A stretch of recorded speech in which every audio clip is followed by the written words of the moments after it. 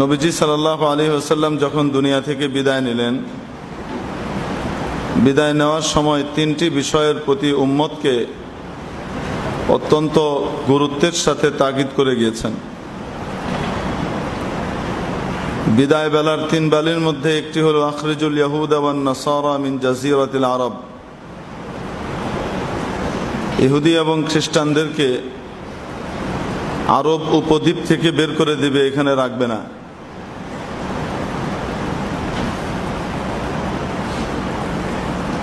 মানুষ ব্যক্তিগত জীবন দিয়েই তার জীবনকে কাটাতে পারে না।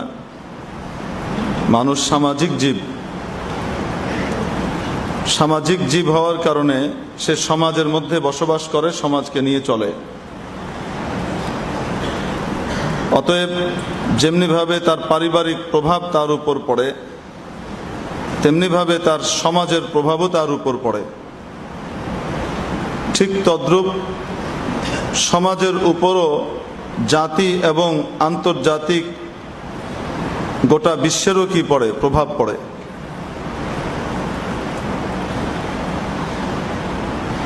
এই প্রভাব থেকে ব্যক্তি মুক্ত হতে পারে না। ব্যক্তিকে এই প্রভাব থেকে মুক্ত রাখতে হলে তার সমাজ ঠিক করা লাগে। সমাজ ঠিক রাখার জন্য জাতি এবং দেশ ঠিক করা লাগে। গোটা পৃথিবীতে দাজ্জাল তার সমস্ত ক্ষমতাকে দৌড়ে বেড়াবে নিয়ে, গোটা পৃথিবীকে তার ধোঁকার আওতায় নিয়ে আসবে। ছলে বলে কলে কৌশলে যে কোনো ভাবে হোক, কাউকে ধারে কাউকে ভারে, সে নিয়ে আসবে তার বলয়ের মধ্যে। মুমিন মুসলমান যেখানে লড়াই করবে বা মোকাবেলা করার জন্য যাবে, প্রাথমিকভাবে তারা নিশ্চিহ্ন হয়ে যাবে। বিভিন্ন জায়গায় জয় করতে করতে করতে করতে এসে মদিনা মুনাওয়ারা পর্যন্ত পৌঁছবে, মদিনায় ঢুকতে পারবে না। কিছু জায়গা আল্লাহ রেখে দিয়েছেন, যেই জায়গাগুলোকে আল্লাহ তাআলা নিজে সুরক্ষিত করবেন এবং হেফাজত করবেন। বিভিন্ন সময়ে হেফাজত করবেন। কোনো সময় ছোটখাটো দাজ্জাল ঢুকে পড়তে পারে, কিন্তু বড় দাজ্জাল ঢুকতে পারবে না। ছোট মিয়ারা ঢুকলে ছোট মিয়াকে বের করে দেওয়া খুব সহজ, কিন্তু বড় মিয়া ঢুকলে বের করা কঠিন। বড় নাপাককে আল্লাহ তাআলা এই পবিত্র ভূমিতে ঢুকতে দেবেন না। কিতাবুল ফিতানের রিওয়ায়াতগুলো, হাদিসগুলো ভালো করে পড়লে এবং সামনে রাখলে এই বিষয়টা খুব ভালোভাবে পরিষ্কার হয়ে আসে। আল্লাহ তাবারাকা ওয়া তাআলা এই শয়তানের মোকাবেলা করার জন্য হযরত ইমাম মাহদী হযরত ঈসা আলাইহিস সালামকে কি করবেন, দুনিয়াতে পাঠাবেন। আবার মোকাবেলা হবে এবং মোকাবেলায় দাজ্জাল শেষ হবে। চূড়ান্তভাবে হকের জয় নিশ্চিত হবে। গোটা পৃথিবীব্যাপী কোনো কাফের খুঁজে পাওয়া যাবে না। সব হয়তো দিনদার পরহেজগার হয়ে যাবে, নয়তো দুষ্টের সাথে থেকে সব ধ্বংস হয়ে শেষ হয়ে যাবে। সব আল্লাহওয়ালা বুজুর্গ হয়ে যাবে সব। যখন আবার চলে যাবেন, ওনাদের তিরোধান ঘটবে, আস্তে আস্তে ডেটোরেট করতে থাকবে, নিচের দিকে যেতে থাকবে এবং অতি দ্রুত অবনতি আসবে। এবং এই অবনতিতে আল্লাহওয়ালাদের সংখ্যা কমতে থাকবে আর দুষ্টদের সংখ্যা বাড়তে থাকবে। এই যে বাড়া শুরু হবে, এরপর আর কমবে না। দুষ্টদের সংখ্যা আর কমবে না, বাড়তেই থাকবে। ভালো মানুষের সংখ্যা কমতে থাকবে। কমতে কমতে কমতে কমতে কমতে কমতে নাই পর্যায়ে চলে যাবে এক ধরনের। আল্লাহ তাআলা এই সময়ে কিয়ামতের অন্যান্য আলামতগুলো, যেগুলো সুস্পষ্ট পরিষ্কার আলামত, সেগুলো কি করবেন, প্রকাশ করাবেন।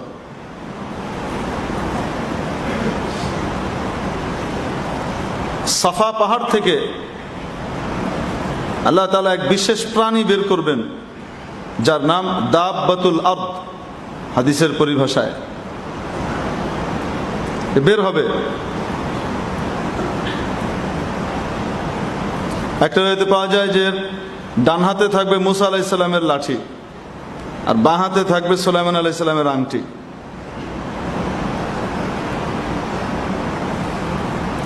সুলাইমান আলাইহিস সালামকে আল্লাহ তাআলা কেমন পাওয়ার দিয়েছিলেন আপনাদের জানা আছে। চেয়েছিলেন আল্লাহর কাছে, আল্লাহ এমন মুলক, এমন রাজত্ব আমাকে দেন যে এমন রাজত্ব যেন আমার পরে আর কারোর জন্য শোভনীয় না হয়। হযরত সুলাইমান আলাইহিস সালাম জিনদেরও রাজা ছিলেন, মানব জাতিরও রাজা ছিলেন। পশু পাখি যারা আছে তাদের ভাষাও আল্লাহ তাআলা ওনাকে জানিয়ে দিয়েছিলেন, উনি সেগুলো জানতেন, বুঝতেন। এমন কর্তৃত্ব এবং এমন ক্ষমতা আল্লাহ তাবারক ওয়া তাআলা ওনাকে দিয়ে দুনিয়াতে পাঠিয়েছিলেন।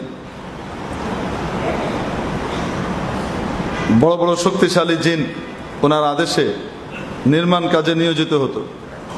নির্মাণ কাজ করার জন্য অনেক শক্তি লাগে, শক্তিশালী লোক লাগে। বড় বড় পাথর টাথর উঠাতে মানুষের পক্ষে সহজে সম্ভব হয় না। আল্লাহ তাআলা জিনদেরকে অনেক ক্ষমতা, শক্তি দিয়েছেন। হযরত সুলাইমান আলাইহিস সালাম ওই কাজে এদেরকে লাগিয়ে দিতেন। মসজিদ বানানোর কাজে লাগিয়ে দিয়েছেন, লাগো মসজিদ বানাও। আর মসজিদ বানানো শুরু করেছে। আর হযরত সুলাইমান আলাইহিস সালাম কি করেছেন? লাঠি একটা নিয়ে ভর দিয়ে এরকম করে দাঁড়িয়ে আছেন, আল্লাহর জিকির করেন আর এভাবে দাঁড়িয়ে আছেন, কাজ ঠিক মতো হয় কিনা। এজন্য প্রধান নির্বাহী যিনি হন যে কোনো রাষ্ট্রের, যে কোনো কোম্পানির বা যে কোনো প্রতিষ্ঠানের, প্রধান নির্বাহীর দায়িত্ব হলো তদারকি করা হচ্ছে কিনা। নিজে গিয়ে হাতে কলমে কাজ করবে তা নয়, হচ্ছে কিনা এটাকে তদারকি করা, এটা দায়িত্ব। কারণ যতই ওবিডিয়েন্ট হোক না কেন, কাজ ঠিক মতো করার ভিতরে শৈথিল্য চলে আসবে যদি জানে যে উপরে কেউ দেখছে না। যে জায়গা থেকে চাকরি হারানোর ভয়, যে জায়গা থেকে কানমলা খাওয়ার ভয়, যে জায়গাতে টাকা পয়সা বন্ধ হয়ে যাওয়ার ভয়, ওই সমস্ত জায়গার ভিতরে যদি জানে যে কেউ কিছু আমাকে বলবে না, তো তাহলে দেখবেন কাজের ভিতরে গাফলতি করবে, শৈথিল্য করবে। আর যে বলবে সে নিজে যদি 2 নম্বর হয়, তো তাহলে তার কিছু লাগে না। পরনৈতিক অধিকার নিচে যে আছে গাফলতি করার জন্য পেয়ে যায়। হযরত সুলাইমান আলাইহিস সালাম দাঁড়িয়ে আছেন লাঠিতে ভর দিয়ে, বানা মসজিদ বানা চলছে, বানানোর পর বানানো, একদম নামা নাই খাওয়া নাই। হযরত সুলাইমান দাঁড়িয়ে দাঁড়িয়ে আল্লাহর জিকির করেন, এটাই ওনার খাওয়া, এটাই ওনার, আল্লাহ তাআলা ওনাকে ওইভাবেই খাওয়াচ্ছেন। এই যে আমল চলছে আর উনি দাঁড়িয়ে আছেন লাঠিতে ভর দিয়ে। শুধু এই লাঠিতে ভর দিয়ে দাঁড়িয়ে থাকা দেখে পাগলের মতো কাজ করছে, কোনো গাফলতি নাই। কারণ সুলাইমানের সাথে বদতমিজি করলে যে কাজটা হবে সেটা হলো ধরে বোতলের ভিতরে ভরে অথবা মটকার ভিতরে ভরে সিল করে, হযরত সুলাইমান আলাইহিস সালাম সিল করে আংটি দিয়ে একটা সিল লাগিয়ে দিতেন, বাস। সুলাইমানের সিল লেগে যাওয়ার পরে ওখান থেকে বের হওয়ার ক্ষমতা আর নাই, ওটাই জেলখানা, সাগরের ভিতরে ফেলে দেওয়া হতো। জীবনভর ওইখানে পড়ে থাকবে, ওই পচতে পচতে মরবে। তো সাজা ওইরকম কঠিন সাজা হতো।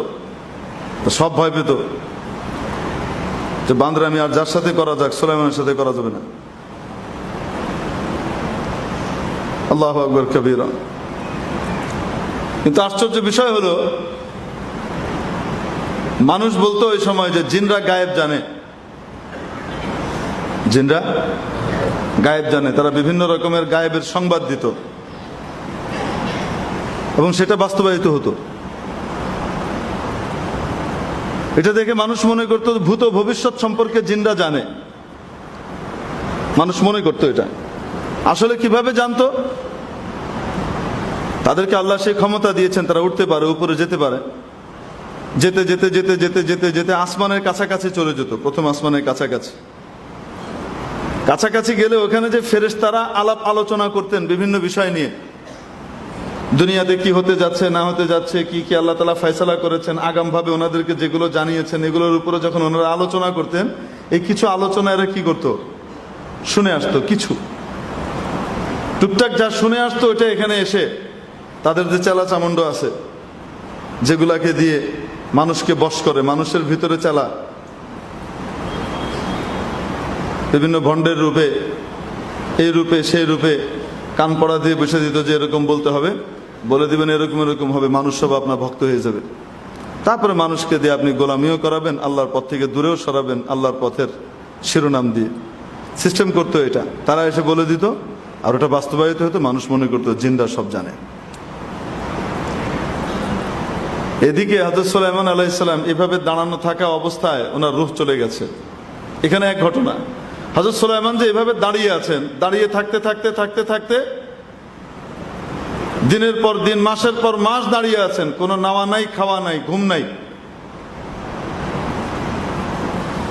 হুজুর, উনি তাহলে জীবিত আছেন কিভাবে? নাওয়া নাই, খাওয়া নাই, ঘুম নাই, জীবিত আছেন কিভাবে? নবীজি সাল্লাল্লাহু আলাইহি ওয়াসাল্লামের এক ঘটনা দিয়ে আমাদের কিছু ভাই ওনার ব্যাপারে বলে যে উনি মাটির তৈরি না। মাটির তৈরি না কেন? ওনার ছায়া পড়তো না।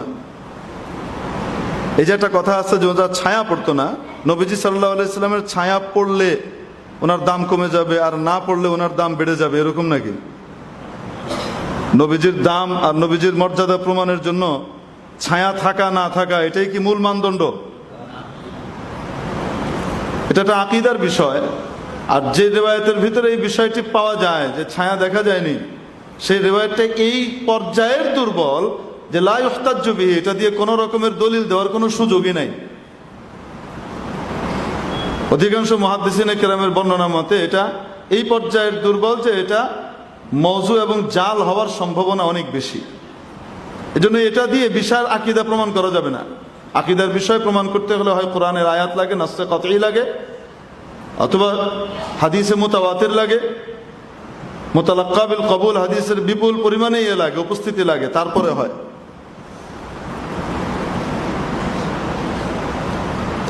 নবীজি সাল্লাল্লাহু আলাইহি ওয়াসাল্লাম রোজা রাখা শুরু করলেন। ইফতার নাই, সেহরি নাই, রোজা রাখতেছেন টানা। সাওমে বিসাল শুরু করে দিলেন। সাহাবীরা দেখা দেখি কয়েকজন মিলে নবীজির মতো কি শুরু করে দিলেন, রোজা রাখা শুরু করে দিলেন।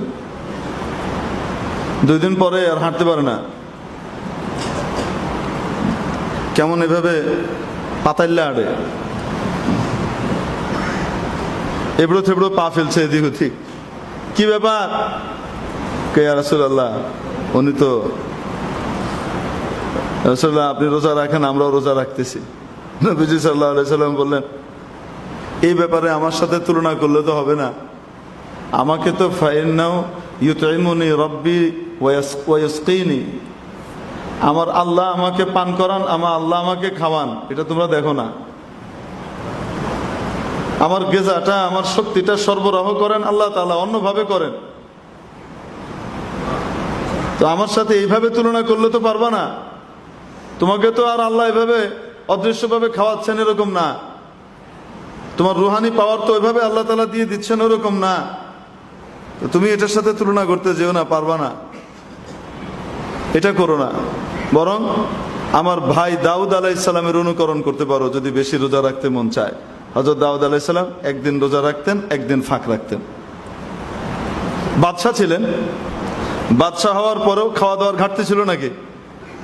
হযরত সুলাইমান এর আব্বার নাম হযরত দাউদ, নবী ছিলেন আলাইহিস সালাম। আল্লাহ তাআলা কোরআন শরীফে অনেক জায়গায় হযরত দাউদের ব্যাপারে উল্লেখ করেছেন এবং অত্যন্ত বড় বৈশিষ্ট্য যেটি ওনার বলেছেন, শাকুর। আমার বান্দা দাউদ বড় শুকরগুজার, কৃতজ্ঞ বান্দা ছিল। এত খাবার দাবারের ব্যবস্থা, এই সমস্ত ব্যবস্থা সামনে থাকা সত্ত্বেও হযরত দাউদ একদিন খেতেন আর আরেকদিন রোজা রাখতেন। আল্লাহ নবী শিখিয়ে দিলেন, যদি রোজা রাখতে চাও ধারাবাহিকভাবে, তাহলে আমার ভাই দাউদের মতো রেখো, কারণ তোমরা আমি যেটা করছি এটা পারবা না। তো নবীজি সাল্লাল্লাহু আলাইহি সাল্লাম যে এই না খেয়ে থাকতেন, কোন সময় একবারে টানা আল্লাহর জিকির ফিকিরের ভিতরে ইবাদতে এমনভাবে মশগুল হয়ে যেতেন যে উপর থেকে খাবার দাবারের বিশেষ ব্যবস্থা হয়ে যেত, এটা কেউ দেখতো না। সে ব্যবস্থাটা কেমন এটা আল্লাহই জানেন। এটা দেখে আমাদের কতিপয় ভাই, আমাদের কিছু মাওলানা সাহেব, হ্যাঁ, নামের আগে মাওলানা আছে, ডক্টরও আছে অনেকের, বয়ান করেন যে আমার নবী নূরের তৈরি, আমার নবী কি নয়, মাটির মানুষ না। মাটির মানুষ হলে উনি না খেয়ে থাকেন কেমনে? বুঝে আসে নাই? টানা না খেয়ে থাকেন কিভাবে? এই হাদিস দিয়ে দলিল দেয়। দলিলগুলোর ভিতরে এটাও একটা। এটা যদি হয় তাহলে সুলাইমান আলাইহিস সালাম কিসের তৈরি গো?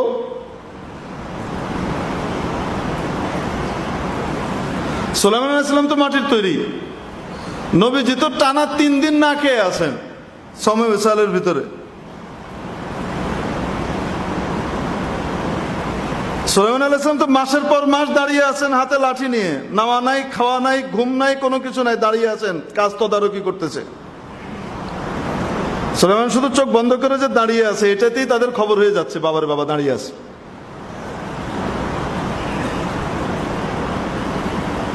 তা এখন বলেন সুলাইমান আলাইহিস সালাম নূরের তৈরি? বলেন না কেন?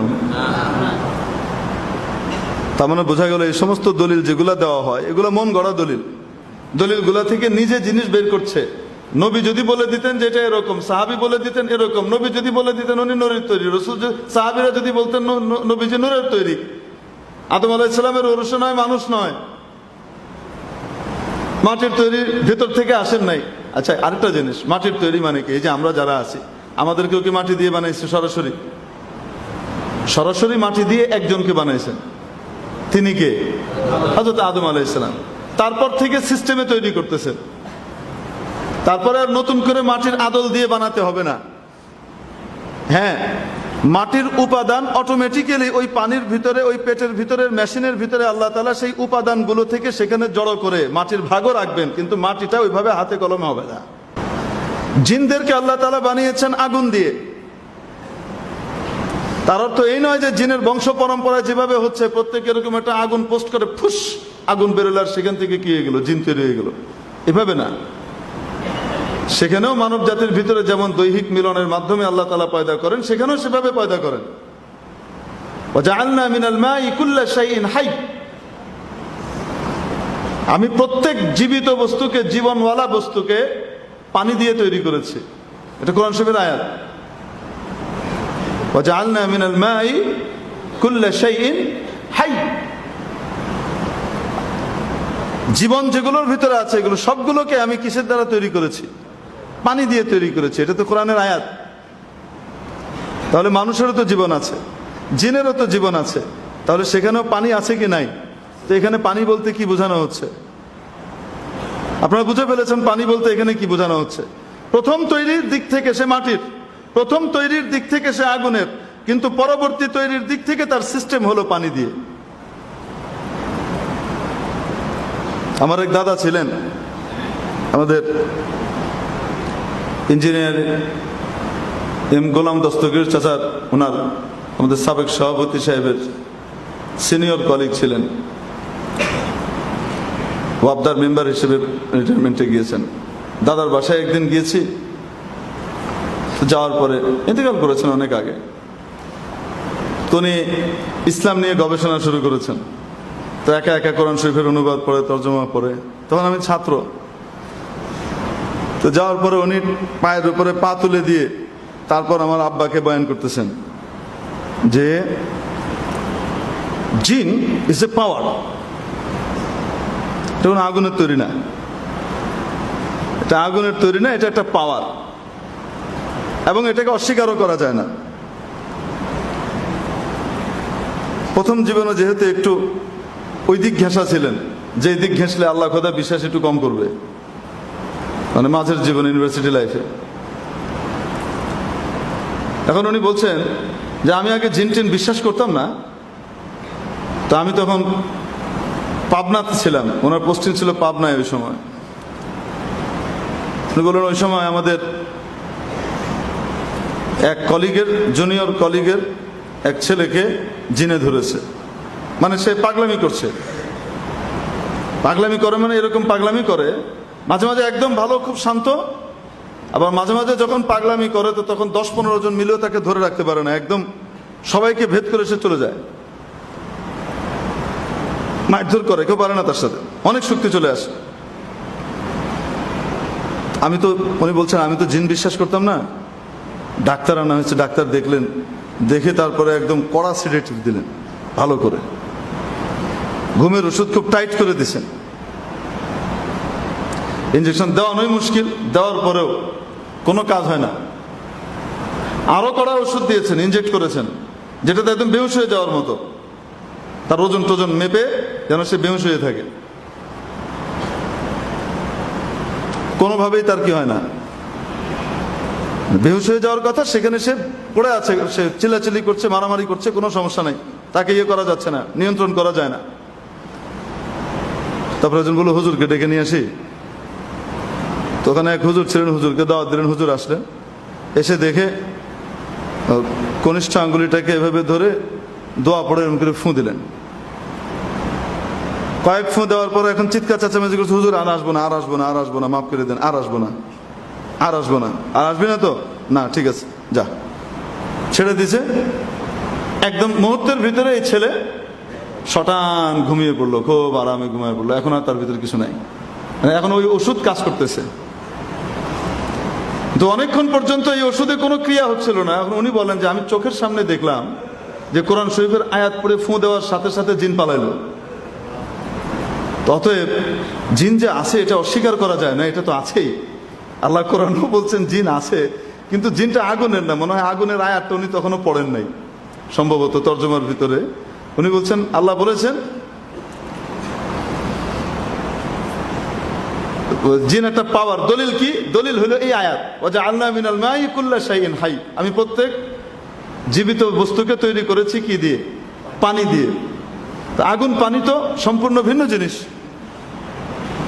তো জিন আছে, জিন প্রাণী, কিন্তু তার ভিতরে আল্লাহ আগুন দিয়ে তৈরি করলে যদি হয়ে থাকে, তাহলে তো পানি দিয়ে তৈরি করলেন, এটা কিভাবে হলো?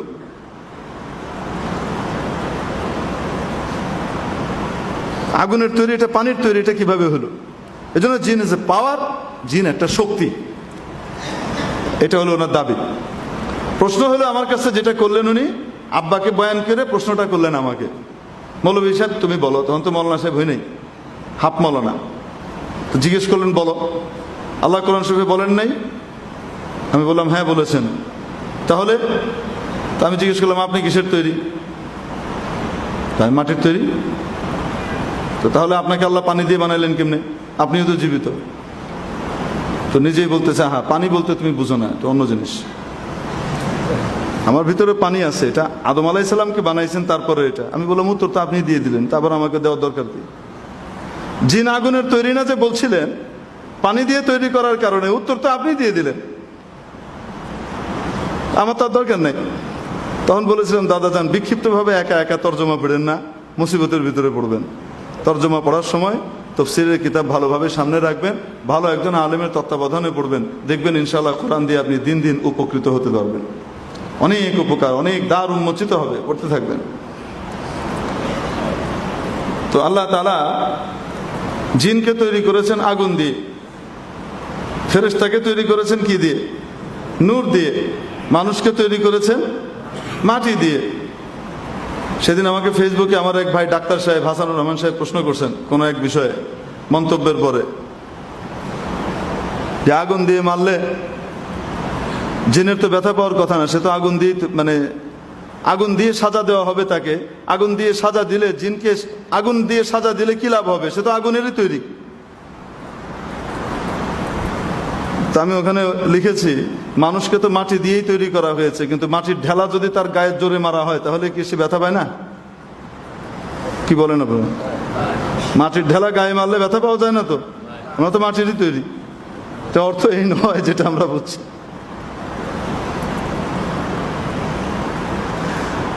আল্লাহু আকবার কবীর। তো হযরত সুলাইমান আলাইহিস সালাম দাঁড়িয়ে আছেন, এই অবস্থায় ওনার রূহ কবজ হয়ে গেছে।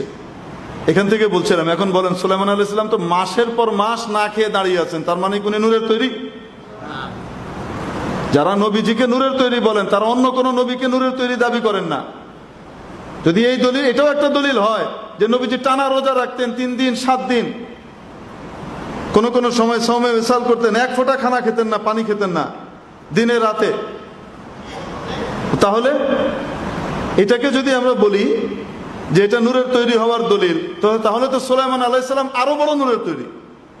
লাঠি দিয়ে দাঁড়িয়ে আছেন, এই দাঁড়ানো অবস্থায় আল্লাহু আকবার কবীরা, রূহ কবজ হয়ে গেছে। আর ওদিকে বানানো চলতেছে, রূহ কবজ হয়ে চলে গেছে, বানানো চলতেছে। বানানো টানানো শেষ।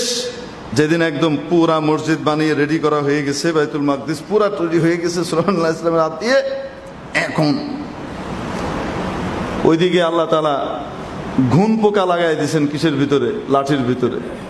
লাঠির ভিতরে ঘুন পোকা খেতে খেতে খেতে খেতে একটা পর্যায়ে এমন ফাঁকা করে তুলেছে, ফাঁপা করে দিয়েছে ভেতরটা, এখন আর সুলাইমান আলাইহিস সালামের ভর বরদাস্ত করতে পারেনি, লাঠি ভেঙে দুড়ুম করে পড়ে গেছেন।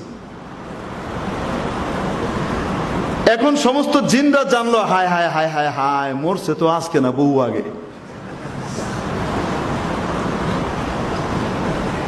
আল্লাহ তাআলা কোরআন শরীফের মধ্যে সূরা সাবার ভিতরে এই ঘটনা বর্ণনা করে তারপর বলছেন, যখন নাকি হযরত তাকুলু মিন সাআতা ফালাম্মা খাররা,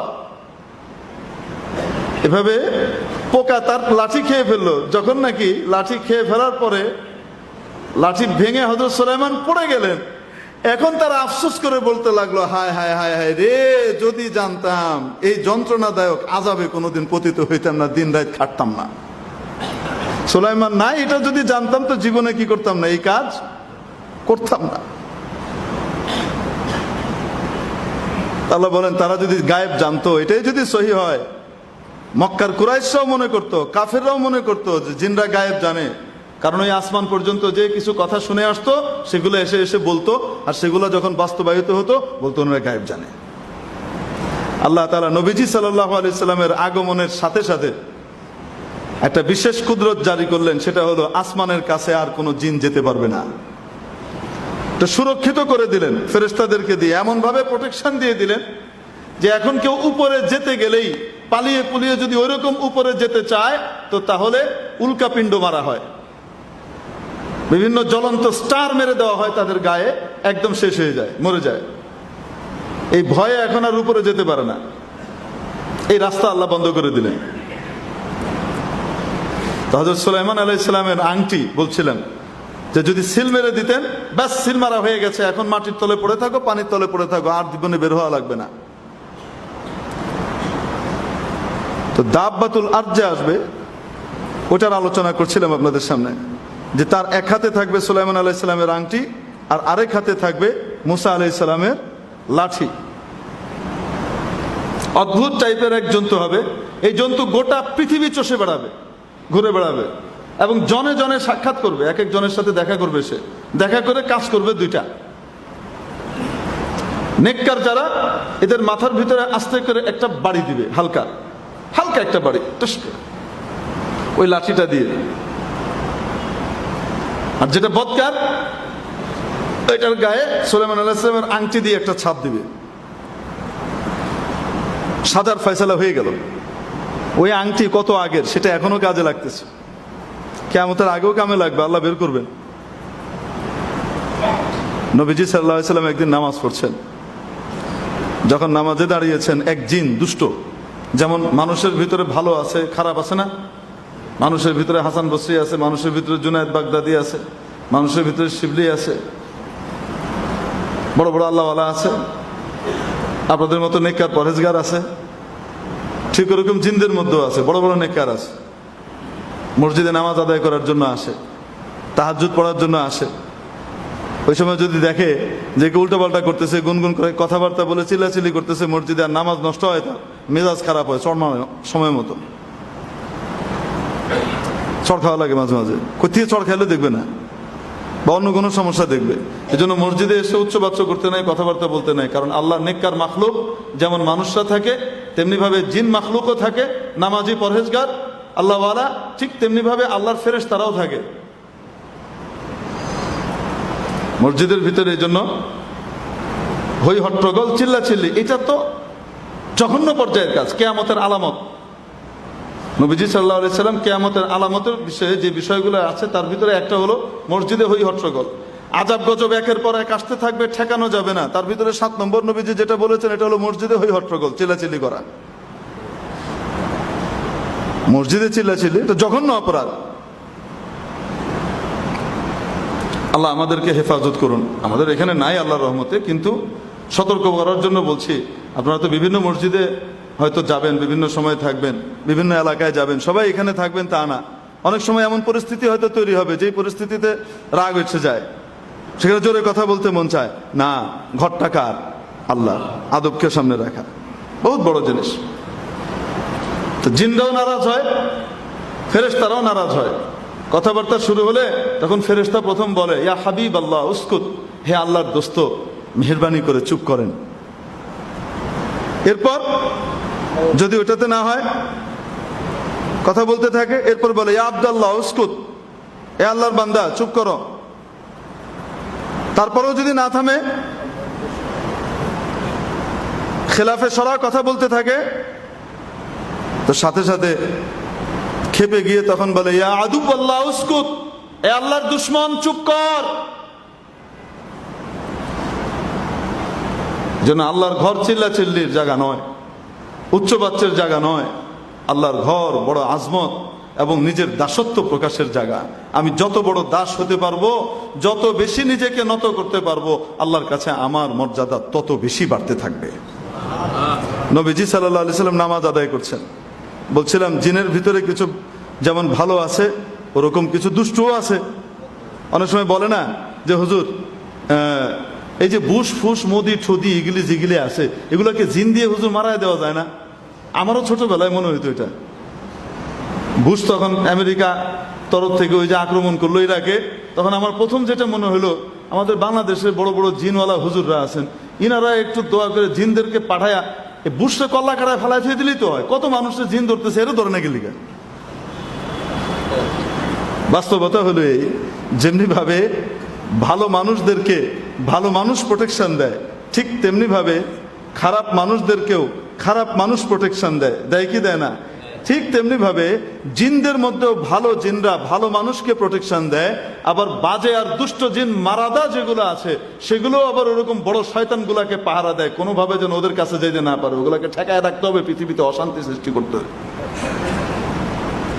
এত সোজা না যে এক জিনকে পাঠায় দিবেন, গিয়ে ফেলায় মেরে দিয়ে আয় পড়বে, এটা এত সোজা না। কারণ ওখানে আরো বড় শয়তানটা খাড়া রয়েছে। এ বেচারা যাবে লাড়িলে, ওখানে কামান লয়ে খাড়া রয়েছে। তো এরকম রসুল সাল্লাল্লাহু আলাইহি ওয়াসাল্লাম নামাজ আদায় করছেন, রসুলের নামাজের খুশু খুজু নষ্ট করার জন্য। খুশু খুজু বুঝেন না? বুঝেন তো? নামাজের ভিতরে যে মনোযোগ আসে, একদম আল্লাহর ভিতরে ডুবে গেলাম। দোকান নাই, চাকরি নাই, ছেলে মেয়ে, বাবা মা, দুনিয়ার কিছুই নাই, সব কিছু আমি নিবদ্ধ করে দিছি কার জন্য? আল্লাহর জন্য। আমি নামাজের ভিতরে দাঁড়িয়ে গেছি, আমি আমার মনিবের সামনে দাঁড়িয়েছি, দাঁড়িয়ে নামাজ শুরু করেছি। নবীজি নামাজ আদায় করছেন, দুষ্ট জিন একটা সামনে এসে আগুন নিয়ে এরম এরম করতেছে, অন্ধকারের ভিতরে আগুন জ্বালাইতেছে, ফুক ফুক ফুক এরকম করে আগুন জ্বালিয়ে দুষ্টামি করতেছে, যেন ওনার নামাজের মনোযোগ কি হয়? নষ্ট হয়। নবীজি সাল্লাল্লাহু আলাইহি ওয়াসাল্লাম নামাজ শেষ করে এটাকে ধরছেন। ওটাকে কি করেছেন? ধরে ফেলেছেন। ধরে সিদ্ধান্ত নিলেন কঠিন সাজা দিবেন। কেন এরকম দুষ্টামি করলো? সকালবেলায় সাহাবা একরামকে বললেন, আমি ধরছিলাম এটাকে, আমি যদি চাইতাম তাহলে তাকে মসজিদে নববীর সতুনের সাথে, খুঁটির সাথে বেঁধে দিতে পারতাম। সে অদৃশ্য থাকতো না, দৃশ্যমান থাকতো।